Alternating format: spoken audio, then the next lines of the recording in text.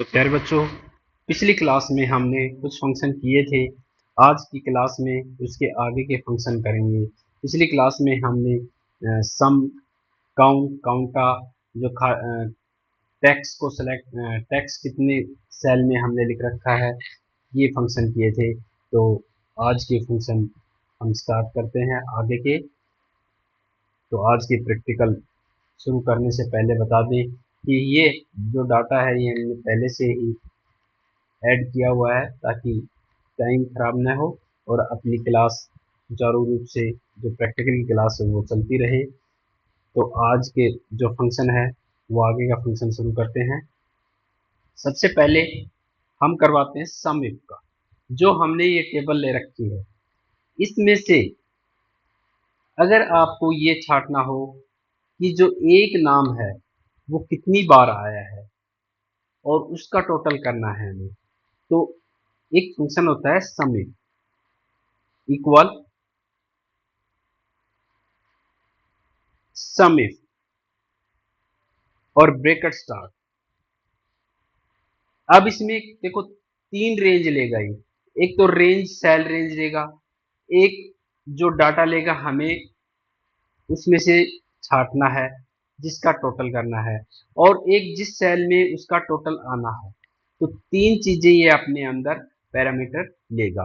तो सबसे पहले हम करते हैं कि जो आइटम सेल में से छांटना है वो कौन सी सेल में है। जैसे सेल आईडी इसकी है B2 से लेकर B9, तो हम लिख देंगे B2 और B9। फिर हमें लगाएंगे कोमा, सेपरेट करता है। ये हमारी सेल सेलेक्ट होगी कि आइटम नेम हमने यहां से उठाना है B2 से लेकर B9 तक। उसके बाद कौन सा आइटम उठाना है उसको आपको डबल कोट्स में डालना है। जैसे मैंने लिख दिया लेक्स और डबल कोट बंद और कोमा।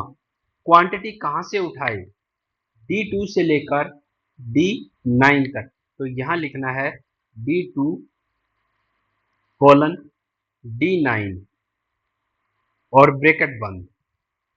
अब ये क्या करेगा कि पहले यहां से सर्च करेगा पूरी सेल में। क्या सर्च करेगा, जो हमने डबल कोट्स में डाला है लेक्स को, और फिर D2 में उसकी जो क्वांटिटी है टोटल वो सेलेक्ट करेगा और उसकी टोटल क्वांटिटी हमें बता देगा कि कितने हैं। 770। कौन कौन से, लेक्स 200, लेक्स 300, कितना हो गया 500, लेक्स 200। यानी कि जो लेक्स आइटम है वो टोटल क्वांटिटी कितनी हो गई, ये फंक्शन सम इफ करता है। सम इफ फंक्शन जो एक आइटम है उसकी टोटल वैल्यू को सम करना हो या क्वांटिटी को सम करना हो उसके काम आता है ये फंक्शन। सम इफ जिस आइटम को लेना है वो आइटम की रेंज आ जाएगी और उसके अंदर डबल कोट्स के अंदर उस आइटम का नाम आ जाएगा जो हमने लिख रखा है और जहां से टोटल करना है। तो सम इफ फंक्शन इसलिए काम आता है।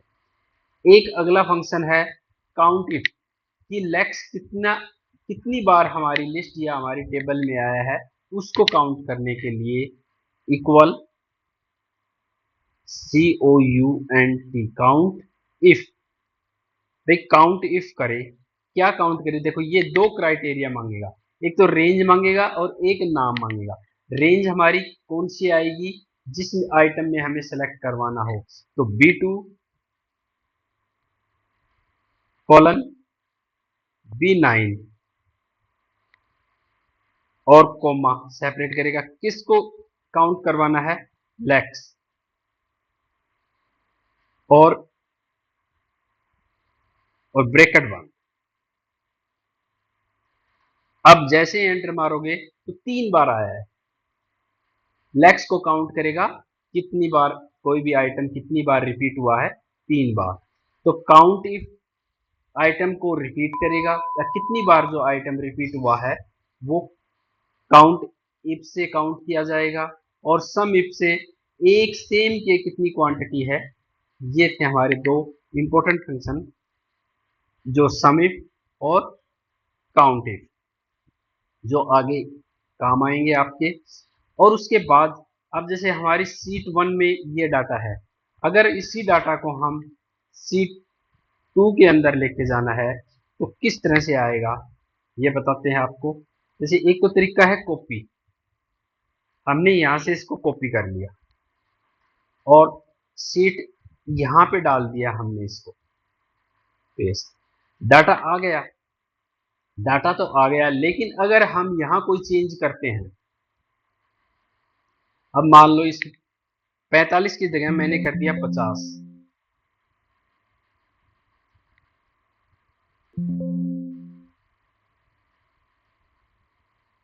अब इस 45 की जगह मैंने अच्छा सीट प्रोटेक्शन लगा हुआ है और हम सीट प्रोटेक्शन हटाते हैं इसका। सबसे पहले तो इस पर राइट क्लिक करेंगे और अनप्रोटेक्ट करेंगे और हमारा पासवर्ड इसके अंदर जो डाल देंगे और ओके, ये हमारी सीट प्रोटेक्ट हो गई। अब मैंने इसको, अब यहाँ पे तो चेंज हो गया देखो, लेकिन जो हमने यहाँ पे चेंज नहीं हुआ क्योंकि ये डाटा की पिक्चर गई है और हम चाहते हैं कि यहाँ से डाटा ट्रांसफर होके यहाँ चले जाए और यहाँ जो चेंज करें इस सेल के अंदर, जो भी चेंज करें इस सीट के अंदर और चेंज ऑटोमेटिकली यहाँ हो। तो उसके लिए हमें क्या करना होगा, उसके लिए एक फंक्शन है, वो फंक्शन बताता हूँ मैं आप लोगों को।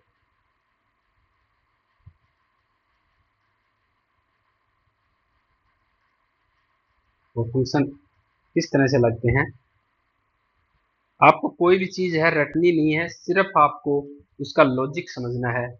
सबसे पहले हम क्या करेंगे, इस सेल का रेफरेंस, इस सेल की जो आईडी है, जो रेफरेंस है A1। एक चीज और बता दूं मैं इससे पहले, जब हम कोई भी रो इंसर्ट करते हैं या जैसे मैंने इसको इंसर्ट किया राइट क्लिक करके इंसर्ट कॉलम, ये कॉलम इंसर्ट हो गया हमारा, ठीक है।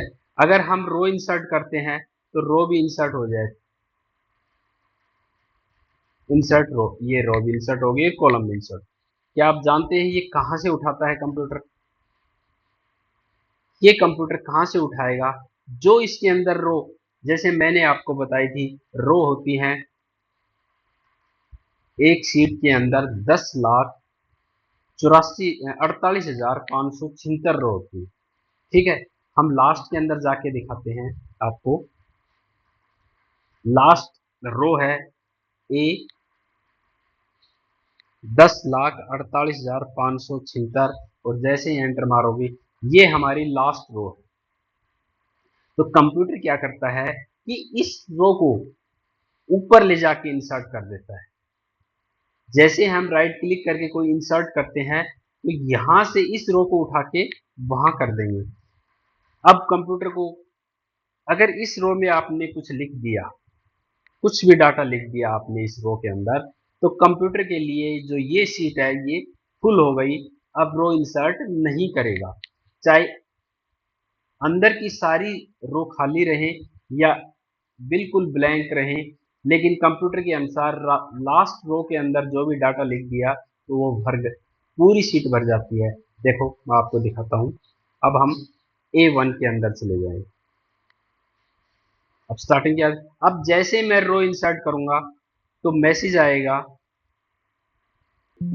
ये देखो Excel insert new cell because no एफटी इन द वर्कशीट, यानी कि वर्कशीट में आपकी कोई रो खाली नहीं है।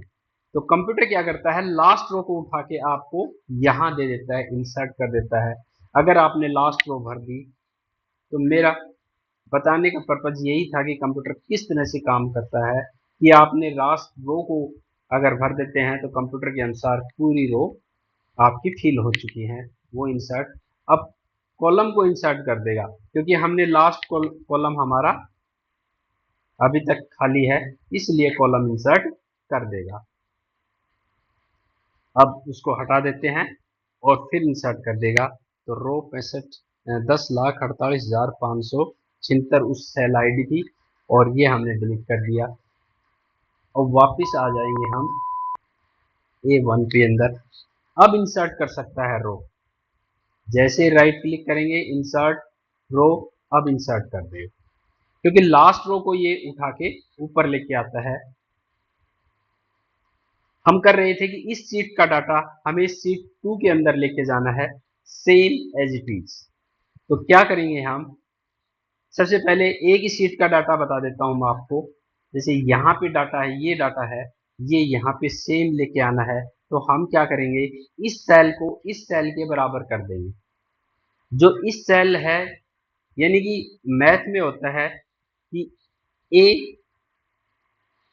इक्वल 10, कि a कितने के बराबर है, 10 की। a की वैल्यू क्या कर दी हमने, 10 फिक्स कर दी।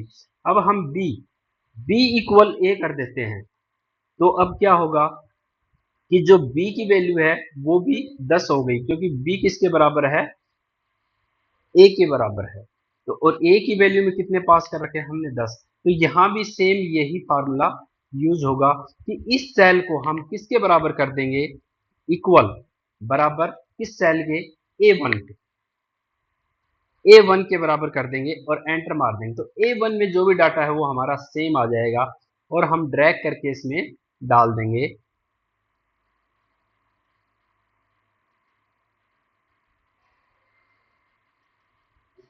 ये देखो,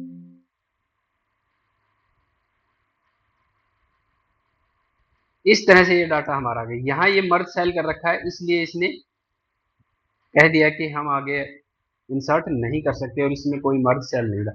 तो ये डाटा सेम आ गया, क्योंकि क्या किया हमने, इस सेल को इस सेल के बराबर रख दिया कि A1 के बराबर कर दिया। तो A1 का जो भी डाटा है वो हमारा यहाँ आ गया। अगर हम यहाँ चेंज करते हैं कुछ भी, जैसे हमने यहाँ क्वांटिटी डाल दी 205, तो यहाँ ऑटोमेटिक चेंज होगा 205, ये देखो। तो इस तरह से हम उस सीट का डाटा लेके यहाँ पे आएंगे। तो उस सीट का डाटा लाने के लिए सबसे पहले तो सीट का नाम आएगा। सीट का नाम है क्या है, INCOM, ये लिखना, देखना, आपको याद रखना होगा। और सीट 1, तो हम क्या करेंगे, यहाँ पे लिखेंगे इक्वल INCOM। ये हो गया सीट का। एक कीबोर्ड में एक्सक्लेमेशन का निशान है, जो ये निशान, ये आपको लगाना होगा। और A1 यानी कि इक्वल किसके, जो सीट का नाम है, इस सीट का नाम, इस सीट के नाम को एक्सक्लेमेशन जोड़ दिया, किसके साथ, एक 1 कॉलम के साथ जोड़ दिया है और इक्वल करते ही हमारा ये आ गया। अब वहां से डाटा ये सारा उठ के यहाँ आ जाएगा।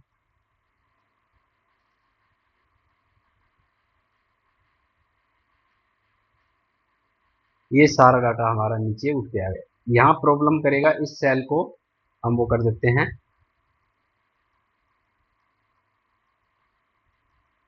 अब ड्रैग करके नीचे। हाँ, कहीं ना कहीं मर्ज सेल है, ये रही है।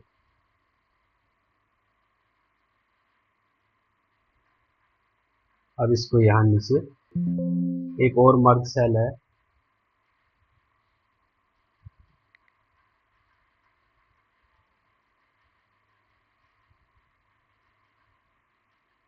इस तरह से वहां डाटा यहाँ आ गया।